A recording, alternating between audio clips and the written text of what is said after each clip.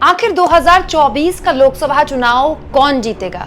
दोस्तों, 7वें चरण के मतदान को अब बस कुछ ही दिन बाकी हैं। उसके बाद एग्जिट पोल्स आ जाएंगे, लेकिन सबसे ज्यादा जो इंतजार है वो 4 जून का है।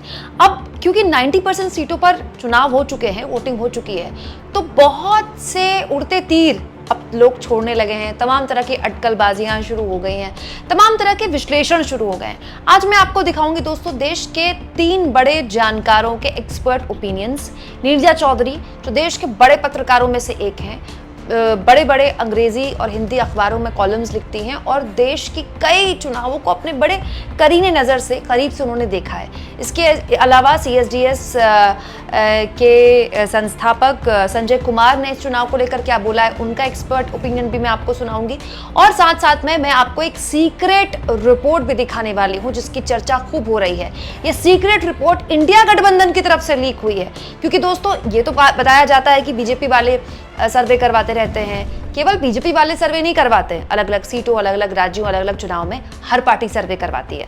और इंडिया गठबंधन को लेकर यह जानकारी निकल कर आई है कि 1 तारीख को, जी हाँ 1 तारीख को इंडिया गठबंधन ने अपनी बैठक बुलाई है। तो इसको लेकर बड़ी चर्चाएं शुरू हो गई कि नतीजे आने से पहले इंडिया गठबंधन बैठक कर रहा है। क्या इंडिया गठबंधन इतना कॉन्फिडेंट है कि उसकी सरकार पक्का बनने वाली है, तो उससे पहली रणनीति बनाने के लिए क्या इंडिया गठबंधन बैठक कर रहा है? क्योंकि एनडीए की तरफ से तो ऐसी कोई चर्चा नहीं है।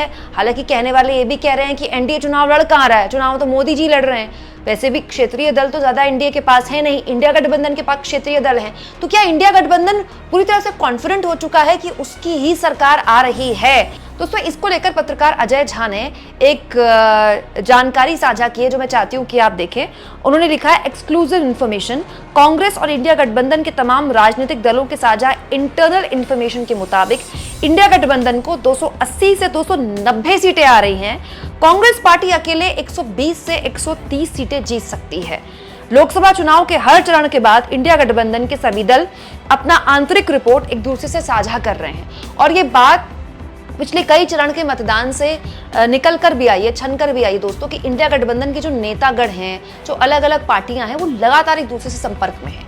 जो बात इंडिया गठबंधन के लिए गोदी मीडिया, मोदी जी, पूरी की पूरी बीजेपी लगातार कह रही थी कि अरे ये तो टूट के बिखर जाएंगे। दोस्तों, जिस गठबंधन का नाम भी मोदी जी ने बिगाड़ दिया और उसको देखा देखी गोदी मीडिया ने बिगाड़ दिया और इंडी गठबंधन बोला, वो इंडिया गठबंधन लगातार अपनी एकता अलग अलग राज्यों में दिखा चुका है। आप देखिए, किसी भी राज्य में ऐसी खबर नहीं आई, किसी भी राज्य में ऐसी खबर नहीं आई चुनाव के दौरान कि गठबंधन में अनाप शनाप बयानबाजी हो रही है। सबसे हैरानी, कांग्रेस और आम आदमी पार्टी का पंजाब में गठबंधन नहीं हुआ है और पंजाब में अभी 7वें चरण में मतदान हुआ है। आपने पंजाब के अंदर से किसी भी कांग्रेस या आम आदमी पार्टी के नेता की तरफ से फालतू की बयानबाजी आती देखी, जिससे कि गोदी मीडिया को मौका मिल जाए या बीजेपी को मौका मिल जाए कहने के लिए कि देखो ये तो आपस में कितने बटे हुए हैं? ये बात बिल्कुल सही है दोस्तों कि जिसकी उम्मीद इंडिया गठबंधन से, जिस एकता की उम्मीद नहीं की गई थी, वो एकता न केवल इंडिया गठबंधन ने चुनाव से पहले बल्कि चुनाव के दौरान भी दिखाई।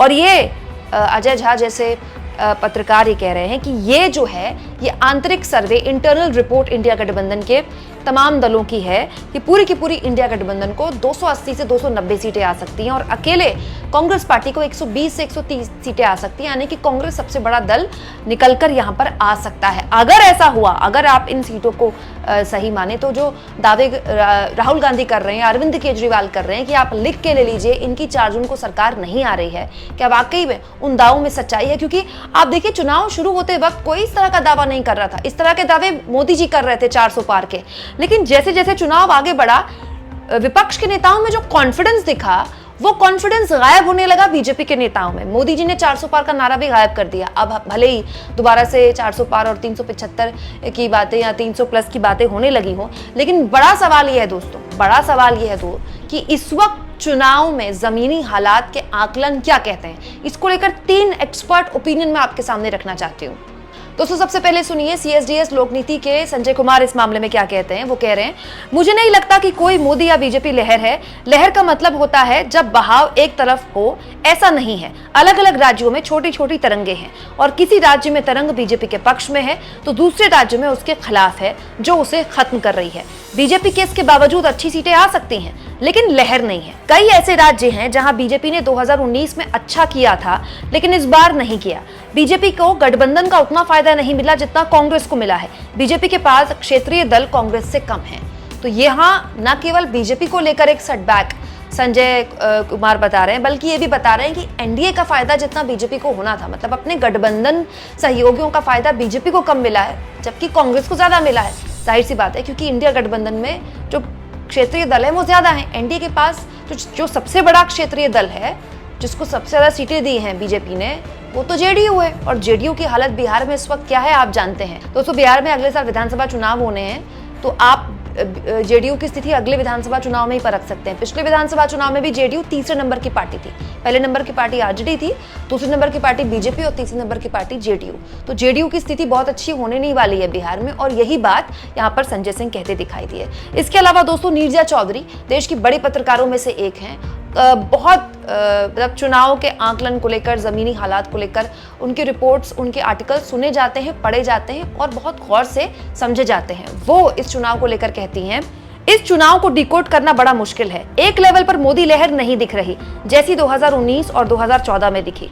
दूसरे लेवल पर यह भी दिख रहा है कि लहर नहीं है तो लहर मोदी के खिलाफ भी नहीं है। बहुत लोग खुलकर असंतोष जाहिर कर रहे हैं महंगाई और बेरोजगारी के खिलाफ। विपक्ष कई जगह अच्छा कर रहा है, लहर नहीं है इसीलिए स्थानीय मुद्दे बड़े हो गए।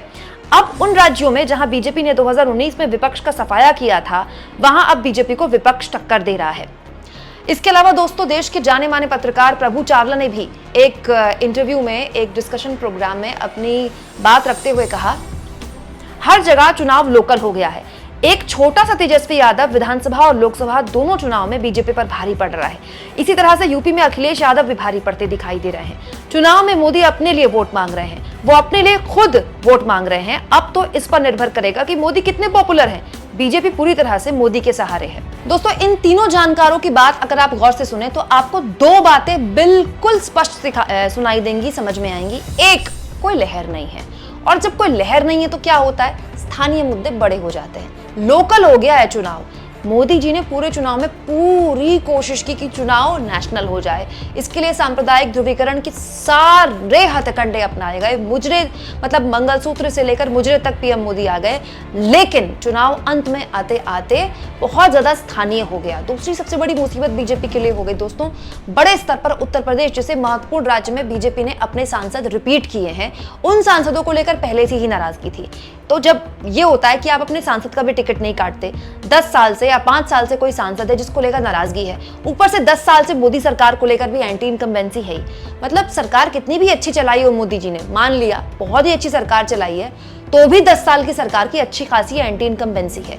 और ऐसे में अगर आप अपने पुराने सांसद को रिपीट कर देते हैं जिसको लेकर पहले से ही गुस्सा है, तो फिर वो एंटी इनकम्बेंसी डबल हो जाती है। दोस्तों अभी कुछ दिन पहले मैंने all India journalist and writers association का भी एक आंकड़ा आपके सामने रखा था। दोस्तों इस आंकड़े में देश भर के बड़े पत्रकारों ने एक अपना ओपिनियन रखा था। एग्जिट पोल नहीं था ये ओपिनियन था, जिसमें 2019 और 2024 का फर्क इस मैप के जरिए दिखाया गया था। जिस एनडीए ने 2019 में 349 सीटें जीती थी, उस एनडीए को ये देश भर के जो पत्रकार हैं, ये उस एनडीए को 250 सीटें दे रहे हैं। और 2024 के चुनाव में ये पत्रकार, देश भर के ये पत्रकार इंडिया गठबंधन को 253 सीटें दे रहे हैं। 253 सीटें इंडिया गठबंधन को, 250 सीटें एनडीए को।